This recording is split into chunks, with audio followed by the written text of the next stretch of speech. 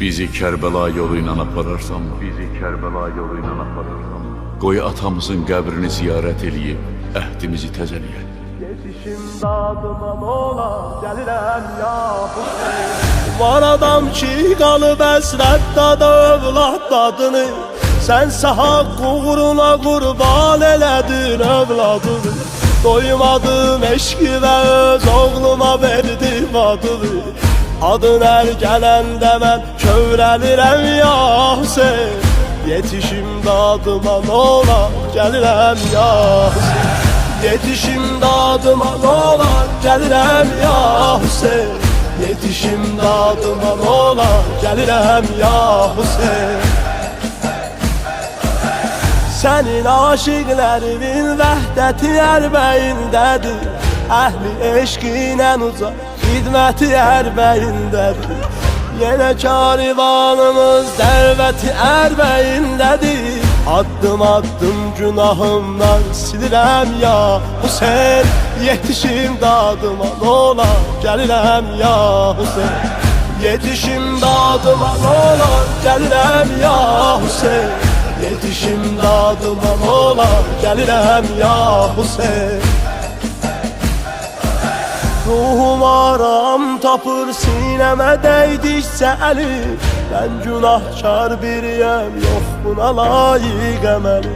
Doğrusu məndə üz hardandı ziyarət nə gəlir.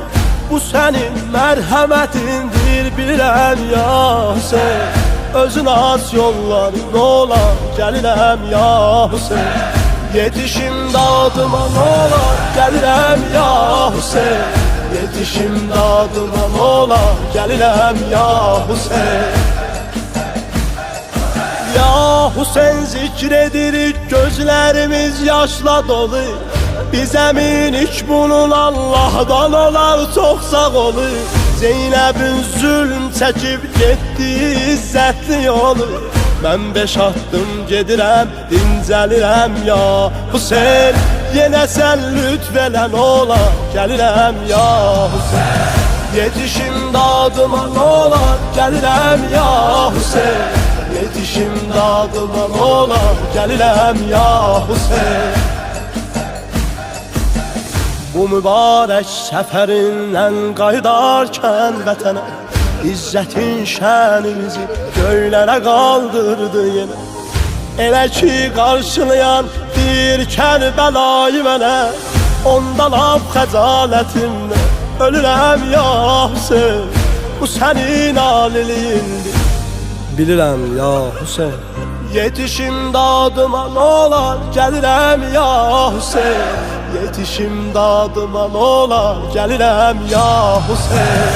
Yetişim dadıma ola, gəlirəm ya Hüseyin.